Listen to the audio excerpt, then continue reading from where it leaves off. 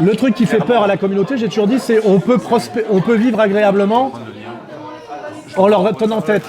Le danger, c'est... Céline, quelque part, a fait du tort de ce point de vue-là. C'est tu finis Clodo, tu vois ce que je veux dire. Ça fait pas rêver de finir Céline à Meudon, des tas de gens, tu vois. Mais lui, il faisait ça pour pas qu'on l'assassine, hein, c'est pareil. Hein. Et quand tu regardes la trilogie allemande, le message sous-jacent de la trilogie allemande, est-ce que tu as compris quel était le message sous-jacent de la trilogie allemande? Qu'est-ce que ça veut dire la trilogie allemande de Céline? C'est les vraies victimes de la Deuxième Guerre mondiale sont les Allemands. C'est ça le contenu objectif du livre. Chez Céline, tout est intelligent, tout est pensé. Tu vois, et c'est ça le contenu, c'est ça que dit cette trilogie. Les vraies victimes de la Deuxième Guerre mondiale sont les Allemands. Et ça c'est dans les années 50, ça finit en 60, tu vois. Et après, il dit, on a perdu, les Chinois nous vengeront. Chez le mec, c'est un génie absolu, tu vois. Et tout ça de manière poético-lyrique, avec le regard un peu allumé, et en n'étant pas du tout dans la précision et l'exactitude. Tu vois, ça part par des chemins détournés, mais non seulement c'est un très grand écrivain, pourquoi? Comme Balzac, parce que c'est aussi un très grand sociologue, un très grand visionnaire, et un mec qui a tout compris et qui t'annonce tout, tu vois, sans jamais passer par les chemins de la philosophie, de la sociologie, etc. Tu vois. Et je dis, pour moi, il y a une filiation qui n'a rien à voir avec le style. Ça, je laisse ces trucs à Nab, ces conneries-là. Quelque part, le Balzac du XXe siècle, c'est Céline, tu vois. Il te dit toute la vérité par la littérature sur ce que c'est que le XXe siècle. Je suis sur Morat Crédit en ce moment. Et Balzac peut le faire de manière, on va dire, réaliste, parce que la bourgeoisie prend le pouvoir, mais n'a pas décidé d'exterminer sa population.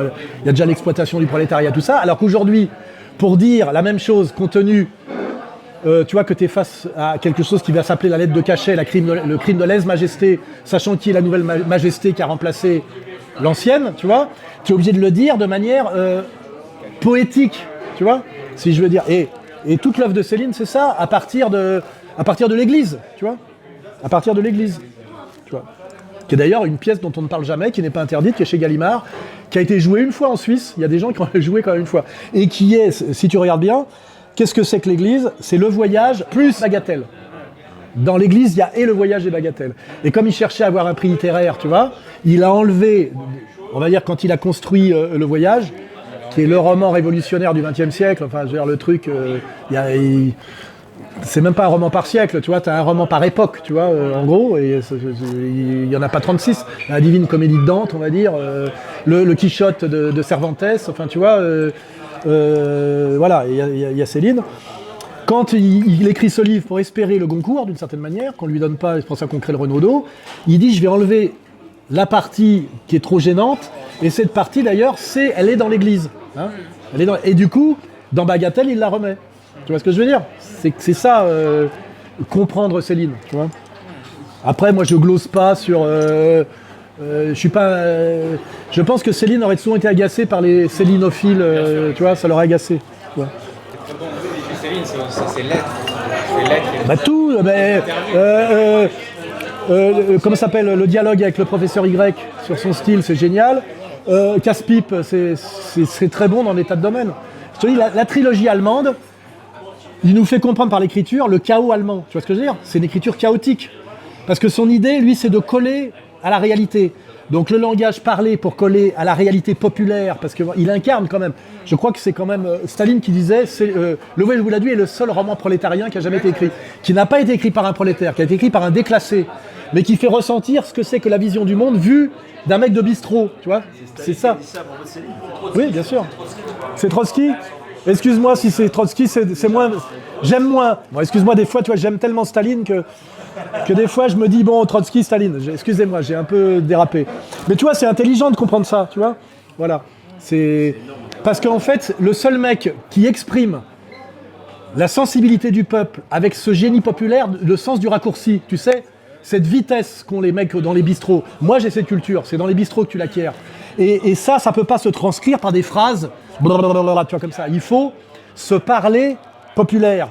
Et il a réussi à faire d'un parler populaire de la littérature d'une immense beauté. On le comprend quand on voit la lecture de Céline par... Mort à crédit, nous voici encore seuls. Tout cela est si lent, si lourd, si triste. Bientôt je serai vieux et ce sera enfin fini. Il est venu tant de monde dans ma chambre, ils ont dit des choses. Ils n'ont pas dit grand-chose. Ils sont partis. Ils sont devenus vieux, misérables et lents, chacun dans un coin du monde. Hier, à 8 heures, Madame Bérange, la concierge, est morte. Une grande tempête s'élève de la nuit. Tout en haut, nous sommes, la maison tremble. C'était une douce et fidèle et gentille amie. Demain, on l'enterre, rue des Saules. Elle était vraiment vieille, tout au bout de la vieillesse. Je lui ai dit dès le premier jour, quand elle a toussé, ne vous allongez pas surtout. Restez assise dans votre lit. Je me méfiais. Et puis voilà. Et puis tant pis. Par Lucchini, c'est vrai que tu te dis, c'est d'une très grande beauté. C'est d'une très grande beauté, c'est ça l'idée, tu vois. Et alors, comme il est dans sa logique, que le style doit coller au réel qu'il décrit, pour les gens qui disent, je n'arrive pas, la trilogie allemande, c'est du formalisme, c'est ce que dit Houellebecq. C'est pas faux dans un premier temps, mais en réalité, il est dans sa logique. Si tu veux faire comprendre le chaos allemand qui traverse à ce moment-là, ton écriture doit être du niveau de chaos, du chaos que tu décris. Et ça donne cette écriture incroyablement chaotique, parce qu'il dit sinon, je ne restitue pas. Tu vois ce que je veux dire ? Là, il y a un écart. Tu sais ce qu'on appelle lost in translation en anglais. Il y a une perte, tu vois, et que je suis obligé d'aller au-delà de mon écriture d'avant, parce que avec l'Allemagne qu'il a traversée, on est au-delà de ce qu'il a vécu encore, tu vois. On est encore monté. Première guerre mondiale, deuxième guerre mondiale, 20 millions de morts, 50 millions de morts. Il faut que j'adapte mon écriture à ce niveau de chaos. Et à la fin, j'arrête, tu vois. Je manque de me faire assassiner parce que lui, si les Danois l'avaient pas sauvé en le mettant en prison, il aurait subi le sort de Noël. Il se serait fait flinguer, tu vois. Et donc après, il est à Meudon et il dit en gros, je ne suis plus dangereux pour que le Mossad l'épargne.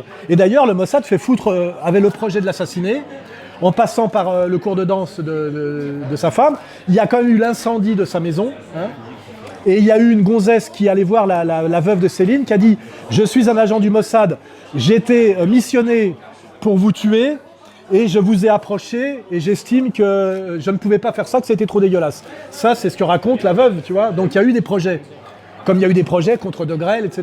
Tu vois, parce que c'est ni pardon ni oubli, tu vois.